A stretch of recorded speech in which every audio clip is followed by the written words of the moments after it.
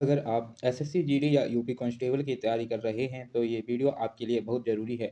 आज हम लेकर आए हैं रीजनिंग के टॉप 25 क्वेश्चन जो यूपीएससी या फिर एसएससी जीडी एग्जाम में पूछे जाते हैं। तो हमारा पहला सवाल है, मछली जैसे जल से संबंधित है वैसे ही चिड़िया किससे संबंधित है? तो आपको 5 सेकंड मिलेंगी, आप आंसर कमेंट करिए। आपका करेक्ट आंसर है ऑप्शन ए, आपका करेक्ट आंसर है। नेक्स्ट क्वेश्चन पर चलेंगे हम। यदि 1 + 4 9 है और 2 + 8 18 है तो 3 + 6 15 है तो 7 + 8 कितने होंगे? हम एक चीज़ का इसमें ध्यान दें कि यहाँ पर कुछ नंबरों का गैप है, तो उसको ध्यान में रखते हुए इसका जो आंसर होगा वो होगा ऑप्शन डी, जो है इसका करेक्ट आंसर होगा। आप लोग कमेंट करके बताएंगे इसका सॉल्यूशन, मैं कमेंट पिन कर दूंगा इसका सॉल्यूशन।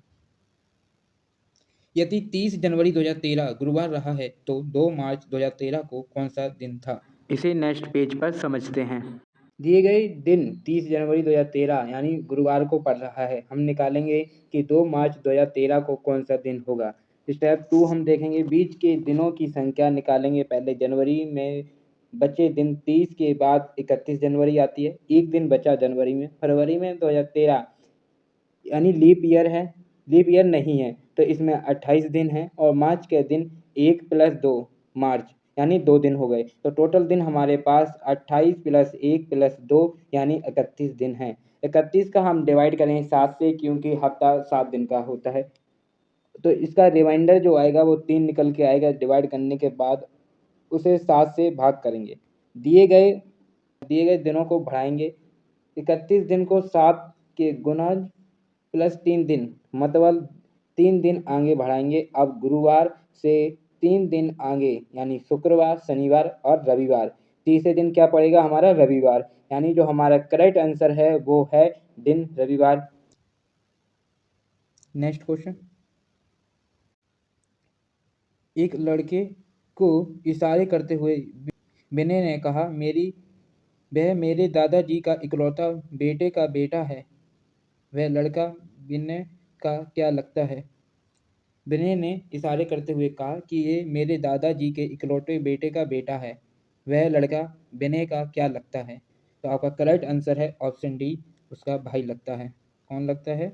उसका भाई लगता है, तो ऑप्शन बी करेक्ट आंसर होगा। और हम सॉल्यूशन के साथ इसे समझते हैं कि क्या इसका आंसर होगा। दादाजी के इकलौता बेटा यानी विपिन के पिताजी उसे बेटा यानी पिताजी के बेटा लगे। पिताजी का बेटा विपिन का भाई है। पूरा संबंध, दादाजी उनके बेटे हैं और बेटे का पिता उनका बेटा है, यानी भाई। ऑप्शन बी इसका करेक्ट आंसर होगा। यदि भाग का अर्थ मल्टीप्लाई है और माइनस का अर्थ प्लस है और मल्टीप्लाई का अर्थ माइनस है और प्लस का अर्थ डिवाइड है, तो निम्नलिखित का क्या मान्य होगा? जो आपको ये डिजिट दी गई है इसकी क्या लास्ट वैल्यू होगी, इन ऑप्शनों में से आपको बतानी है।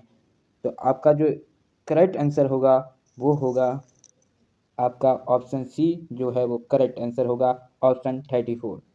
हमें दिया गया है डिवाइड इक्वल टू में multiply, minus equal to plus, multiply equal to minus और प्लस इक्वल टू डिवाइड। 20 + 4 × 6 - 5 / 7। अब चिन्ह बदलेंगे हम। 20/4 - 6 + 5 × 7 हम लिखेंगे। उसके बाद बोडो मास के अनुसार हम हल करेंगे, बोडो मास का फॉर्मूला लगाएंगे, हम डिवाइड करेंगे, डिवाइड और मल्टीप्लाई करेंगे। तो अब एक्सप्रेशन करेंगे। 5 - 6 + 35 जोड़ेंगे, जोड़ना है फिर घटाना है, तो 5 - 6 = 1 बचा। फाइनल आंसर हमारा आएगा 34। आप लोग सोच रहे होंगे 34 ऐसे कैसे आ गया, तो आगे हम फिर से करेंगे सॉल्व। हमारे पास यहाँ माइनस का 1 बचा, 35 - 1 यानी 35 में से जब 1 माइनस होगा तो 34 इसका करेक्ट आंसर आएगा। यदि सभी चमगादड़ पक्षी हैं और सभी पक्षी जानवर हैं तो निम्नलिखित में से कौन सा सही है? ये कह रहा है सभी जानवर चमगादड़ हैं, ऑप्शन बी सभी चमगादड़ जानवर हैं, ऑप्शन सी सभी पक्षी जानवर हैं, या ऑप्शन डी कोई सा नहीं। तो आपका इसका जो करेक्ट आंसर होगा वो होगा ऑप्शन बी करेक्ट आंसर, सभी चमगादड़ जानवर हैं। Next question. यदि 1 जनवरी 1984 को बृहस्पतिवार मान लिया जाए बृहस्पतिवार मान लिया जाए तो 31 दिसंबर 1984 को कौन सा दिन होगा। पहचान करेंगे हम 1984 एक लीप ईयर है, क्योंकि 1984 डिवाइड बाई 4 पूरा भाग जाता है। लीप ईयर में कुल दिन 366 दिन होते हैं। 1 जनवरी से 31 दिसंबर तक कुल दिन 366 होते हैं, तो 366 माइनस 1 365 दिन बचे, क्योंकि 1 जनवरी को हमने ऑलरेडी काउंट कर चुके हैं। तो 365 डिवाइड बाई 7 यानी इक्वल टू में 52, रिमाइंडर 1 बचा हमारे पास, मतलब एक दिन आगे बढ़ेगा।